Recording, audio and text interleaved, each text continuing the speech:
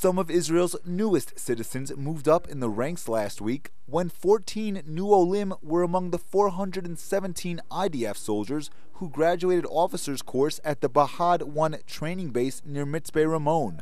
The new officers received the rank of second lieutenant at a ceremony attended by Defense Minister Ehud Barak and Chief of General Staff Gabi Ashkenazi. Jacob Flaster, who made Aliyah from Phoenix, Arizona following high school, began training to be an officer 8 months ago after serving as a sergeant in the Givati Infantry Brigade. When I first came in the Army, I didn't imagine myself becoming an officer, didn't even dream of becoming a commander. These are all things that I discovered about myself in the Army. I never even saw myself very much as being a leader of sorts. In officers' course, Flaster learned leadership skills, navigation, and handling of infantry weapons. At the end of the course, Flaster passed 3 days of testing that included solo navigation of a 30-kilometer hike based on a map memorized beforehand. You know, the main thing about being a good soldier and being a good commander and being a good officer is just being a good human being, and it all starts from that. Flaster moved to Israel without his parents and is entitled to the rights of a Chayal Boded, meaning lone soldier. These rights include a room in a Jerusalem apartment paid for by the Army and a trip home to visit his family in the U.S.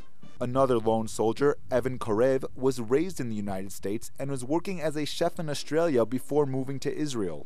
Karev began his Army service in a 3-week acclimation course at the Michveh Alon base before training with tanks in the Armored Corps. Michveh Alon, first of all, you go in and you meet all these different people from all over the world. All of them enthusiastic and motivated. And then it's an easier start to the Army. After Karev finished the course to become a tanks commander, he immediately advanced to officers training. It's a Jewish Army. I think that's the whole reason that we're here, so that things like the Holocaust won't happen to Jewish people again. Unlike most New Olim, course graduate David Jameson was not born Jewish and sees the importance of his service from a nationalistic standpoint. Every person who's really lived in Israel and really has had any link or is in any way linked to this country needs to serve it by going in the Army and protecting if it's our families, if it's the people who live here. Jameson, a practicing Messianic Jew who believes in the New Testament, was born in California and moved to Israel with his family when he was 1 year old.